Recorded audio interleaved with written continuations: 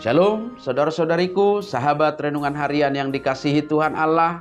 Firman Tuhan yang menyapa kita hari ini Kamis tanggal 20 April 2023 tertulis dalam kitab Mazmur pasal 124 ayat 8.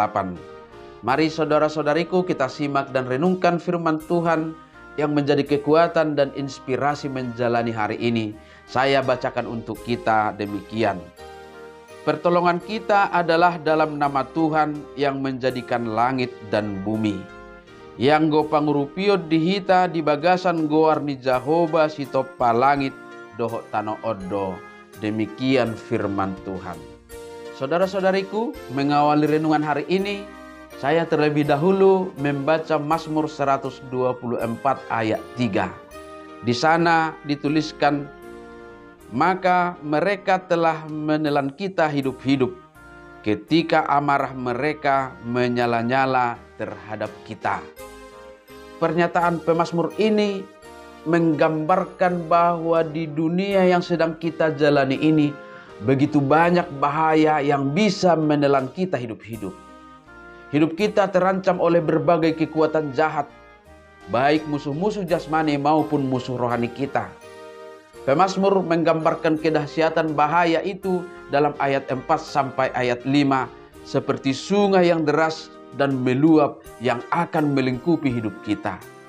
Tetapi dalam semua keadaan itu, pemazmur mengaku Tuhanlah yang menjadi penolong, yang menjamin keselamatan kita.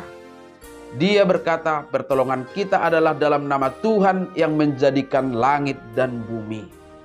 Saudara-saudariku, Mazmur ini disebut sebagai Mazmur ziarah yang menggambarkan suatu suasana yang sunyi sepi ketika pemazmur berjalan di lembah yang ada di antara gunung-gunung yang tinggi sebelum memasuki kota Yerusalem. Ada rasa takut yang menyelimuti hatinya ketika dia berjalan pulang dari perantauan untuk berziarah pulang ke Yerusalem. Dan lebih dari itu, bukan hanya ketakutan kepada orang-orang yang bermaksud jahat, tetapi juga adanya kepercayaan tentang dewa-dewi yang dianggap sebagai penghuni bukit-bukit. Misalnya ada namanya Dewa Moloch, ada juga Dewa Kamos, yang mana dewa-dewa ini diyakini punya kekuatan untuk mengganggu usaha perjalanannya untuk tiba di Bait Suci atau di Yerusalem. Keadaan seperti inilah yang menggambarkan keadaan kita saat ini. Secara rohani kita sedang berziarah dan berjalan menuju kekekalan, yaitu Bait Allah yang kudus, tempat perhentian kekal rohani kita. Dalam proses perjalanan hidup kita inilah kita diperhadapkan dengan berbagai bahaya yang mengganggu hidup kita, yang bisa saja mengalihkan fokus iman kita. Maka lewat nasarian kita hari ini, kita diteguhkan dalam jaminan Tuhan. Firman Tuhan mengajak dan mengarahkan pandangan iman kita kepada penolong sejati, yaitu Tuhan kita yang menjadikan langit dan bumi.